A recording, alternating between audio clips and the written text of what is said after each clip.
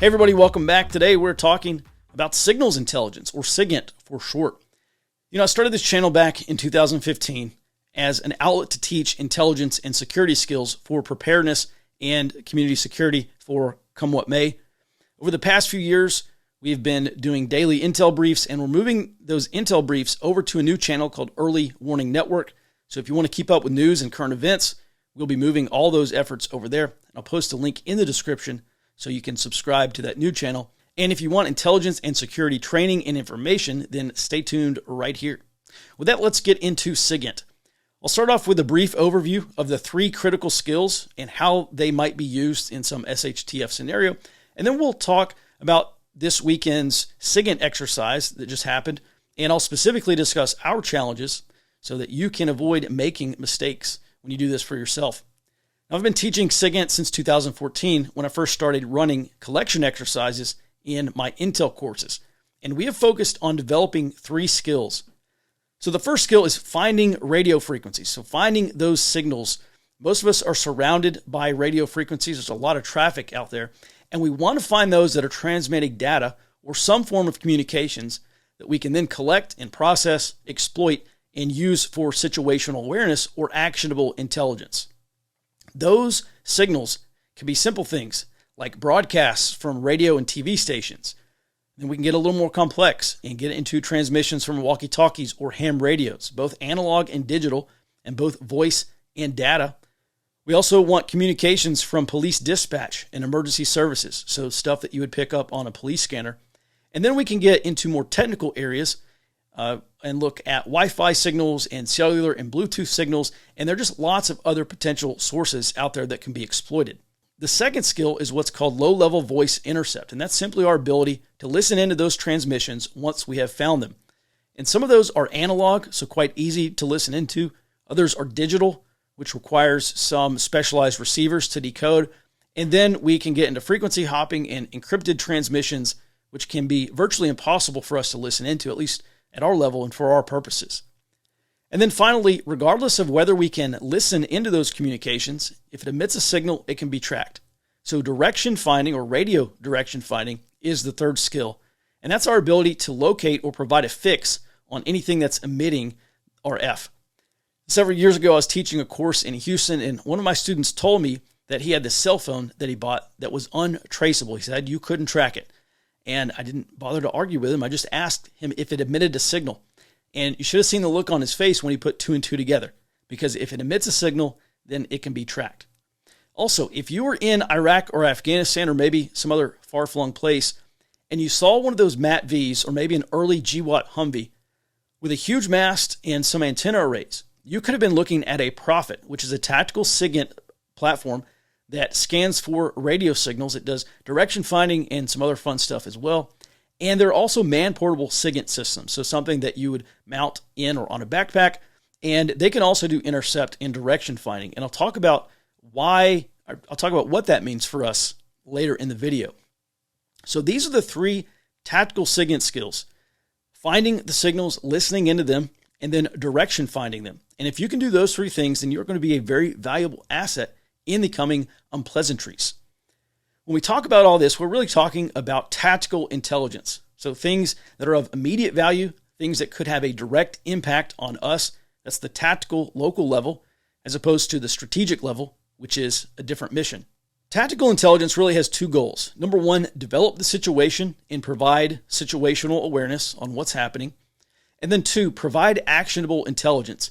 And SIGINT can be a mission-critical facilitator for those 2 goals.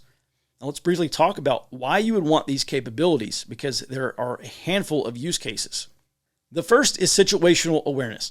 During a catastrophic event or a national emergency, maybe even just a local emergency, I want an all-source approach to intelligence collection. So I want to be able to collect spot or salute reports or other information of intelligence value from my neighbors, people in my community, people in my local intelligence network. It's an example of human intelligence. I also want to run open source intelligence. I want to automate that as much as possible. So collecting information, open source information that comes from the news, from social media, and other places, if at all possible, if available. The third is imagery intelligence. So full motion video from drones is a really good example of IMIT or imagery intelligence. And of course, I want to be able to collect everything from emergency services and police dispatch communications to ham radio operators and shortwave radio, all the way down to Bubba and his friends with walkie-talkies. So this is an all-source approach. We're using all sources and methods and means available. We're using multiple intelligence gathering disciplines, and that's going to give me a much more robust picture of my local operational environment in my security situation, far more than relying on any single source. And so, of course, SIGINT is just one critical piece of this overall effort. Now, after situational awareness, SIGINT collection may allow you to generate early warning intelligence, which is the second use case.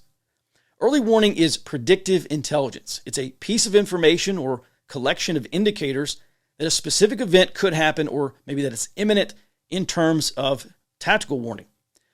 So for instance, let's say there's an adversarial group during some without rule of law scenario. And I hate getting into these vague prep or fiction situations, but this is just an example. So let's say that we have a listening post set up and we are just monitoring frequencies that we know this group to use, and we start hearing a series of radio checks. So in this situation, that's obviously pre-operational behavior. Monitoring those frequencies may not tell us exactly what they're doing, but through direction finding, we could find out where they are, which leads us to the next use case, which is force protection. And those are simply our efforts to protect ourselves. So in this scenario, we've heard these radio checks. Maybe that's turned into something very concerning. Maybe we anticipate or potentially anticipate a dangerous situation. So somewhere in between those radio checks and them rolling into your neighborhood may be a really good time to alert your neighborhood security team. Maybe a good time to get a drone up in the air or kick out some security teams or a number of other immediate actions just in case.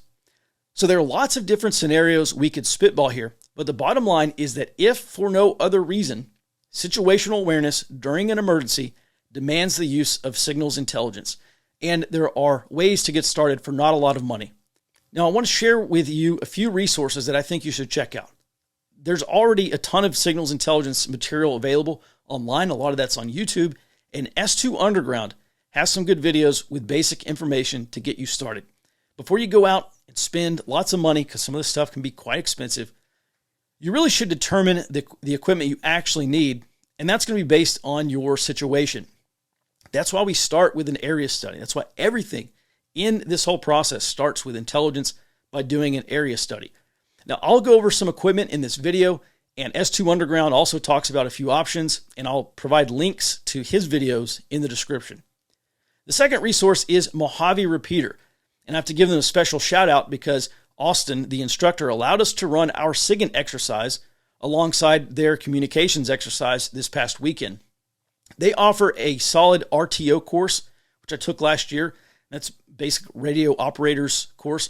And if you're interested in how to set up area or team communications, then you should definitely take that course. I think they may also offer a direction finding and SIGINT course as well, and I'll link to them in the description.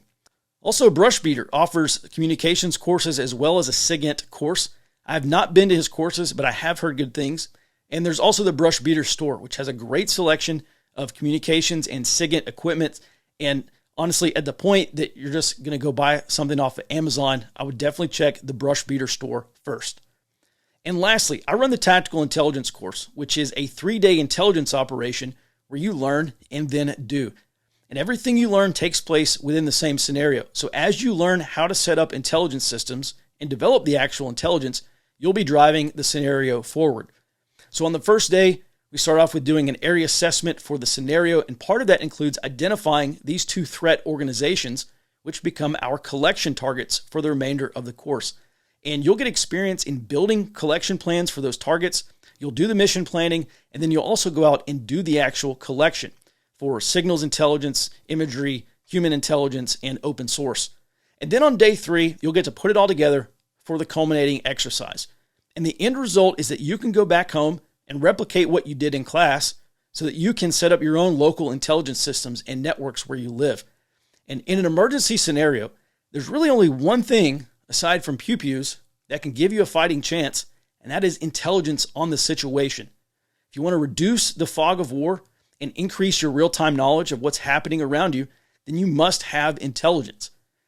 My next 2 TAC Intel courses are coming up in July and August. In July, I'll be at Gettysburg, Pennsylvania. We're also going to do a very special intelligence tour of the battlefield that I'll give there as a part of that course. And then I'll be at Darcy in Little Rock, Arkansas in August, and I will link to those courses in the description below. Now, finally, let's get to this exercise. So Mojave Repeater put on a 2-day RTO basic course, and a few friends met up with me to test out some SIGINT gear. And I'll tell you what we're running. So first of all, we did unleash the Kraken. This is a very cool SDR, software-defined radio in this case, that specializes in radio direction finding. So just very briefly, it uses an array of antennas to calculate a line of bearing on your target frequency. And this can be vehicle mounted. So as you drive around and it receives more transmissions, it's calculating a tighter point of origin. And with enough pings, it can narrow that down to a very specific location or area. And I'll tell you, after having run the Kerberos SDR, which was kind of the first generation, this Kraken is a major upgrade. And I think it's well worth the price if you want to get serious about SIGINT. Now, we do use the Kraken in the Tactical Intelligence course, so if you want to try before you buy, then come on out and learn how to run it before you buy it. Now, being that we were running the Kraken, we had to tell it what frequency to direction find. So direction finding was actually the last step in this process. Now, the first step in this process is finding those signals. And to find those signals initially, we were running really 2 primary pieces of equipment. Both our SIGINT vehicles were running the Tiny SA, or Tiny SA Ultra, which is a spectrum analyzer that gives you a visual representation of the electromagnetic spectrum so that for our use, we could see those active transmissions on the screen. And then once we find that frequency, we can tune to them and listen in to that frequency specifically. We're also running a number of handheld receivers to listen into the analog or digital voice transmissions. I used a couple different radio receivers during this FTX. And first, let me say, I'm a huge fan of Uniden.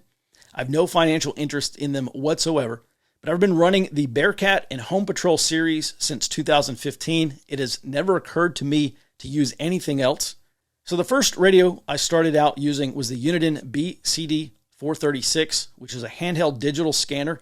And then I also ran the SR30C, which is an analog scanner in this exercise. They're both excellent scanners. They give you everything you want out of a scanner. And I use them especially for scanning speed. I've tried using Baofeng for scanning and other things, and there's nothing comes close to these 2 scanners in terms of scanning speed, which when you're scanning a wide spectrum of radio frequencies, scanning speed becomes a very, very big deal. I was able to use both of these radios to pick up ham radio traffic on multiple bands, obviously, because that's what these receivers do. And both of these radios have a really cool feature called close call, which detects nearby radio transmissions and then it'll automatically tune to that. So you can be scanning your target bands, and then you can also put it on close call mode if you want it to tune to the frequency where someone has just keyed up on their radio. And we've used close call a lot in the Tactical Intelligence course. I've seen split-second pickup times, so the scanner will almost immediately pick up and tune to that active frequency so that we can listen into that transmission. And then other times it's been maybe a second or 2, but still pretty quick. Now, when you use close call, you'll also see the specific frequency on the screen. And so once you've identified your target frequency and you say, yes, these are the people we are looking for, then you can take that frequency and plug it into the Kraken and then get to work on direction finding. Now, here's some specific takeaways from this exercise. And we really started off with 4 major challenges. First, we had limited manpower and resources. We had 4 people and we split up into 2 teams of 2. And we had 4 people for our entire search across about a 12 square mile area. And that's a lot of ground to canvas, especially considering the other conditions. Our second challenge was not knowing anything about the frequencies that they would be using. Early on, we did get a line of bearing shot on one of their radio checks that was on a ham band, and so we focused our search to that band. And we later learned that they were using commercial frequencies in a business band, and so when we stopped hearing everything, that was why. And so that was a showstopper for us, and it was also a very important lesson learned. The third challenge was that this AO was a mix of residential and heavily wooded areas. So it's kind of a nightmare for signal reception. And in fact, the voice quality overall for our reception was so poor that we actually couldn't understand what they were saying until we were less than a mile from their location. So we could see that a radio was keying up on that frequency, but we couldn't understand the voice traffic, so we couldn't confirm this is the frequency we're actually looking for. which leads us to the final challenge that we experienced, and it's probably the most important lesson learned for us. And this was a built-up area, and there was a lot of traffic to search through. So not only were there ham repeaters and a large volume of ham radio traffic in that area, just chit-chatting mainly, there were also hospitals, and there were movie theaters, and lots of other traffic on VHF and UHF that made our search far more complex because there were just a lot more signals to try to find and sift through. And it really was like finding a needle in a haystack. Being at the receiving end of radio direction finding has been a death sentence for countless Taliban fighters in Afghanistan, lots of soldiers in Ukraine and other places. So someone getting a fix on your signal in certain situations is a catastrophic risk. If you're into preparedness, and especially into ham radio, it would behoove you to learn about signals intelligence, if for no other reason than to shape how you think about communication security, what we call ComSec. When you know how the hunters hunt, you're far more likely to be able to evade them. Thanks for watching. If you enjoyed this video, then please like it and subscribe to my channel. It's going to let me know to keep making these kinds of videos. And until next time, be well and stay out front.